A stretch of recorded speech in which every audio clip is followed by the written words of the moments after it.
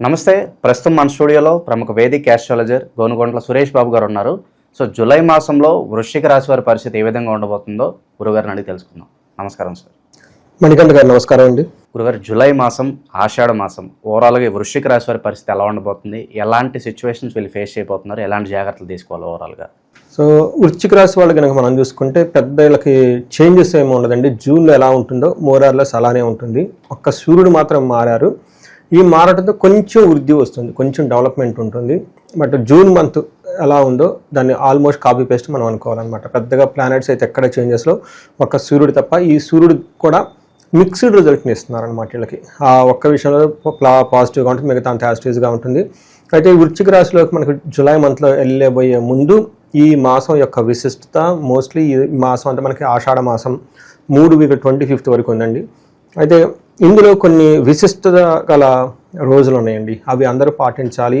వాళ్ళకున్న బాధలు ఈతి బాధలన్నీ తీసేసుకోవాలని చెప్పేసి నేను కోరుకుంటాను. ఒకటి మనకి ఆషాఢ నవరాత్రి ఉన్నాయండి. ఇది జూన్ 26th నుంచి జూలై 4th వరకు ఉంది. ప్రతి ఒక్కళ్ళు ఖచ్చితంగా ఈవినింగ్ టైం 8 తర్వాత కనుక పూజ చేసి అమ్మవారికి ధూపం వేసి తలుచుకుంటే వాడికి భార్యాభర్తల మధ్య డైవర్స్ కేసులు అయిపోయి ఎటు తేలకుండా ఉన్నాయండి, తేలుతూ ఉంటాయండి. రెండోది రియల్ ఎస్టేట్ రిలేటెడ్ ప్రాబ్లమ్స్ ఎవరైనా కనుక ఫేస్ చేస్తుంటే వాటి నుంచి బయటపడతారు. తర్వాత అగ్రికల్చరల్ ఫార్మర్స్ ఎవరైనా కనుక ఉంటే మంచి ప్రొడక్షన్ రావడానికి అమ్మవారిని కనుక పూజిస్తే వస్తుందండి. ఇవి ఆషాఢ నవరాత్రులు అందరూ సెలబ్రేట్ చేసుకోవాలని చెప్పేసి నేను కోరుకుంటున్నాను. తర్వాత గురు పూర్ణిమ ఉందండి. అది మనకి జూలై 10th. గురు గ్రహంకి అనుకూలంగా ఎవరికైతే లేదో వాళ్ళు కనుక ఆ రోజున సద్వినియోగం చేసుకొని గురువులు పూజ చేసినా కానీ, ఆశ్రమాలు మఠాలు విజిట్ చేసినా కానీ చాలా పాజిటివ్ ఎనర్జీ వస్తుంది. తర్వాత మనకి తులాఏకాదశి కూడా ఉందండి జూలై 1st. ఇంట్లో కంటిన్యూస్గా ఏదో ఒక ప్రాబ్లం వాళ్ళు ఫేస్ చేస్తుంటే ఈ ప్రాబ్లం అయిపోయింది, ఇంకొక ప్రాబ్లం అయిపోయింది, అలా చైనా ప్రాబ్లమ్స్ అన్నీ ఒక ఇంట్లో తిరుగుతూ ఉంటే బయట అన్ని ప్రాబ్లమ్స్ వాళ్ళు ఫేస్ చేస్తుంటే తొలి ఏకాదశి రోజున ఇంటిలో మహాన్యాసపూర్వక ఏకాదశి రుద్రాభిషేకం చేయించుకొని వేద ఆశీర్వాదం ఫ్యామిలీ మెంబర్స్ మొత్తం కనుక తీసుకుంటే ఈ ప్రాబ్లమ్స్ బయటపడే అవకాశం ఎక్కువగా ఉంది. ఆ రోజు కూడా చాలా విశిష్టత కలిగిన రోజు. తర్వాత నాగ పంచమి అని ఉందండి. ఇది మనకి జూలై 29th మంత్ ఎండ్లో ఉంది. ఎవరికైతే కనుక వివాహంలో కనుక ప్రాబ్లమ్స్ ఉన్నాయి, సంతాన విషయంలో ప్రాబ్లం ఉంది, వీటికి సంబంధించిన వాళ్ళకి సమస్యలతో ఉంటే ఆ రోజు కనుక చక్కగా భక్తితో కనుక సెలబ్రేట్ జరుపుకుంటే వాళ్ళకు కూడాను ఆ ప్రాబ్లం నుంచి బయటపడతారు. ఇవన్నీ గోల్డెన్ స్టాండర్డ్ ప్రాక్టీసెస్ అండి, అనాదిగా వస్తున్నాయండి. ఇప్పుడు సెలబ్రేట్ చేసుకుంటే చాలా బాగుంటుంది. తర్వాత మనకి గ్రహస్థితి కనుక చూసుకుంటే ఇందులో వృశ్చిక రాశి వాళ్ళకి విశాఖ 4 పాదం, అనురాధ 1, 2, 3, 4 పాదాలు, జ్యేష్ఠ 1, 2, 3, 4 పాదాలు అంతా మనకి వృశ్చిక రాశిలోనే ఉంటాయి. పేరు బలంగా మనం చూసుకుంటే వీళ్ళకి తో, నా, నీ, ను, నే, నో, యా, ఈ, యు అన్నంతా కూడా మనకి వృశ్చిక రాశిలోనే ఉంటాయండి. సో మనకి గ్రహస్థితిని బట్టి కనుక చూసుకుంటే మనకి సూక్ష్మ గోచారం, లఘు గోచారం అన్న కాన్సెప్ట్ కనుక మనం చూసుకుంటే వీళ్ళకి చాలా విషయాల్లో చాలా ఛాలెంజెస్ ఉంటాయి అన్నమాట. ఒకటి, సూర్యుడు వల్ల ఇళ్ళ చుట్టూ ద్వేషపూరితమైన వాతావరణం ఉండే అవకాశం ఎక్కువగా ఉంది. ద్వేషిస్తూ ఉంటారు. 8వ ఇంట్లో కుజుడు ఉండటం వల్ల అది మళ్ళీ ప్రొఫెషన్ మ్యాటర్స్లో ఇబ్బంది పడే అవకాశం ఎక్కువగా ఉంటుంది.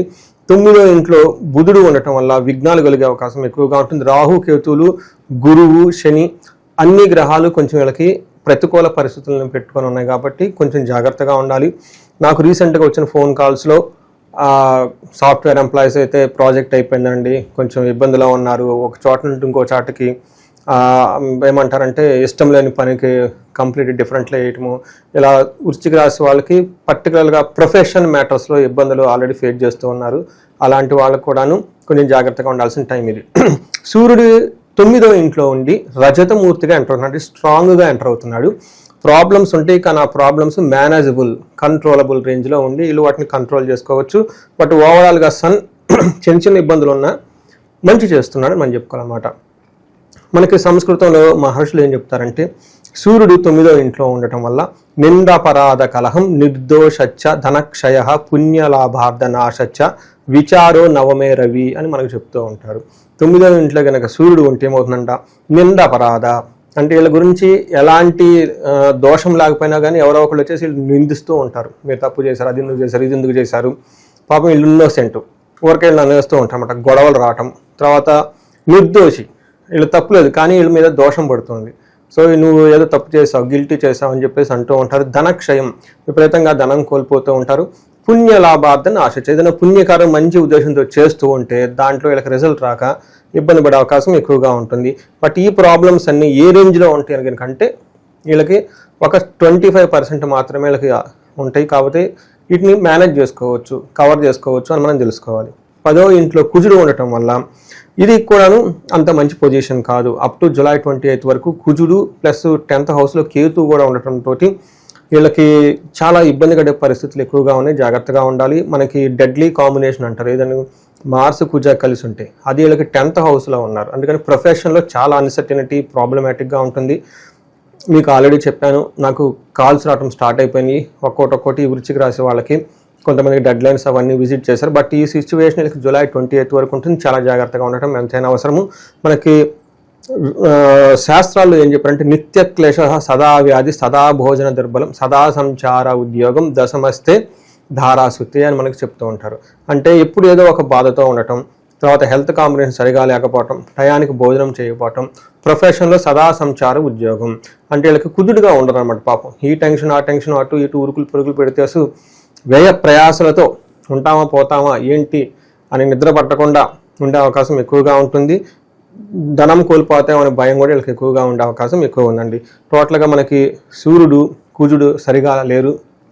దీనితో పాటు శుక్రుడు కూడాను వీళ్ళకి అంత అనుకూలంగా లేరండి. చాలా మేజర్ గ్రహాలు వీళ్ళకి అనుకూలంగా లేవు. గురువు కూడా అనుకూలంగా లేరు. శుక్రుడు వీళ్ళకి 6వ ఇంట్లో ఉండటం వల్ల ఎలా ఉంటుందంటేనండి, అప్పటిదాకా సౌమ్యంగా వీళ్ళు చుట్టూ ఉన్న వాళ్ళు పెద్ద పుల్లాగా వీళ్ళ మీద గాంట్రేస్తారంట. అందుకని చెప్పేసి ఇది విరోధ శత్రుపీడాం జ్ఞాతీనాంచ విరోధద ఆయాసో ధారాపుత్రై ద్వేషే షష్ఠే భృగునందనే. అంటే ఇంట్లో పిల్లలు పుత్రుడు భార్య వీళ్ళతో గొడవ పడుతుందంట, వీళ్ళ ఆయాసం వచ్చేస్తుందంట ఆ గొడవకి. తర్వాత జ్ఞాతీనాం పీడాంచ అంటే శత్రువులు బంధువులతో గొడవలు, శత్రువుల పీడ విరోధము, తర్వాత వృధా ప్రయాణాలు ఇవన్నీ ఎక్కువ ఉండే అవకాశం ఎక్కువగా ఉంది. టోటల్గా ఇంట్లో కానీ బయట కానీ వీళ్ళకు కొంచెం ఛాలెంజెస్ ఎక్కువగా ఉంటాయి. ఈ టైంలో వీళ్ళు కొంచెం ఆధ్యాత్మికంగా ఉండటం చాలా అవసరం. తర్వాత వీళ్ళకి లవ్ రొమాన్స్, తర్వాత స్పౌస్ విషయంలో భార్యాభర్తల మధ్య అన్యోన్యత ఇవన్నీ బాగానే ఉంటాయి. బట్ ఖర్చులు విపరీతంగా ఉంటే అవి శుభకార్యాల గురించి ఖర్చులు పెడుతూ ఉంటారు. సో మనం చూసుకుంటే జూన్ మంత్ కూడా ఆల్మోస్ట్ ఇదే సిచ్యువేషన్ నెలకొంది. అది జూలై 28 వరకు ఇది ఆల్మోస్ట్ కంటిన్యూ అవుతూ ఉందని మనం చెప్పుకోవాలండి. ఇక గురుగారు ఈ రాశిలో ఏ నక్షత్రాల వాళ్ళు ఉంటారు, స్పెసిఫిక్గా వాళ్ళకి ఎలా ఉండబోతుంది ఈ నెల? మనకి విశాఖ అనురాధ జ్యేష్ఠ 3 నక్షత్రాలు ఉంటాయి. విశాఖ నక్షత్రం కనుక చూసుకుంటే వీళ్ళకి పాజిటివ్ సైడ్లో ఈ మంత్ అంతా క్షేమంగా ఉంటారు. తర్వాత ఫారిన్ వెళ్ళే అవకాశం ఎక్కువగా ఉంటుంది. ఛాలెంజెస్ కనుక చూసుకుంటే వీళ్ళకి దరిద్రము, దేహ పీడనము, రోగము అని చూపిస్తుంది. అంటే డిసీజ్ వస్తుంది, వీళ్ళ శరీరం వీళ్ళకి బాధిస్తుంది, డబ్బుకైతే ఇబ్బంది పడుతూ ఉంటారు. తర్వాత అనురాధ నక్షత్రం వాళ్ళకి క్షేమంగా ఉంటారు.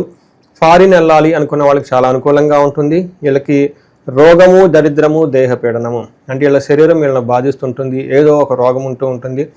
ఫైనాన్షియల్గా కూడా చాలా ఇబ్బంది పడే సిచ్యువేషన్ ఉంటుంది. జ్యేష్ఠ నక్షత్రం వాళ్ళకి వీళ్ళకి క్షేమంగా ఉంటారు, కానీ అతి భయము, దరిద్రము, రోగము, పరవాసము అని చూపిస్తుంది. అంటే ఒక రకంగా చెప్పాలంటే వీళ్ళకి కొంచెం ఓవరాల్ క్షేమంగా అయితే ఉంటారు, కానీ చాలా ఛాలెంజెస్ మనకి అంగగోచారం ప్రకారం ఇలాంటి గ్రహస్థితి ప్రకారం నక్షత్రం ప్రకారం కూడా చూపిస్తూ ఉంది. కొంచెం మీరు జాగ్రత్తగా ఉండాల్సిన టైం ఎంతైనా ఉందండి. ఓకే గురుగారు, స్పెసిఫిక్గా ఆషాఢ మాసం కాబట్టి ఎలాంటి పరిహారాలు ఈ టైంలో వీళ్ళకి బాగా అవసరం అంటారు? మనం ఫస్ట్ చెప్పుకున్న పరిహారాలు మొత్తం వీళ్ళు కంపల్సరీ చేయాలండి. వారాహి అమ్మవారు నవరాత్రులు వీళ్ళ అదృష్టం కొంది ఈ టైంలో వచ్చిందని నేను చెప్తాను. 9 రోజులు ఎవ్రీడే ½ అన్ అవర్ టైం, అంతకుమించి ఎక్కువ స్పెండ్ చేయవసరం లేదు. చక్కగా అమ్మవారి ఫోటో పెట్టుకోవటం, ధూపం వేయటం, పూజ సింపుల్గా చేసుకోవటం, అమ్మవారికి సంబంధించిన ప్రసాదం పెట్టడం, అలా 9 days కొంచెం ఆధ్యాత్మిక చింతనతో ఉండగలిగితే చాలా ప్రాబ్లమ్స్ పోతాయి. వీళ్ళకి నేనేం చెప్తానంటేనండి, వీళ్ళు ఇంటిలో లక్ష్మీ గణపతి హోమము, నవగ్రహాల యొక్క హోమం జరుపుకుంటే చాలా చాలా బాగుంటుంది. అంతేకాకుండా వీళ్ళ జన్మ నక్షత్రానికి సంబంధించి కూడా జపాలు ఏమని చూపించుకుంటే చాలా బాగుంటుంది.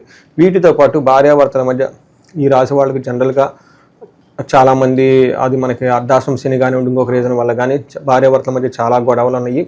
వీళ్ళకి అన్యోన్యత గురించి అన్యోన్య దాంపత్య పాశుపత అభిషేకం చేసుకుంటే చాలా మంచిది. కొంతమంది సీరియస్గా డైవర్స్ కేసులు అవి అటు ఇటు తేలకుండా ఉన్నాయండి. ఇది వారాహి ఈ టైంలో వీళ్ళకి చాలా మంచిదని మనం చెప్పుకోవాలి. ధనం వీళ్ళకి చాలా ఇబ్బంది పడుతూ ఉన్నారు. కుబేరు పాశుపత అభిషేకం చేసుకుంటే చాలా బాగుంటుంది.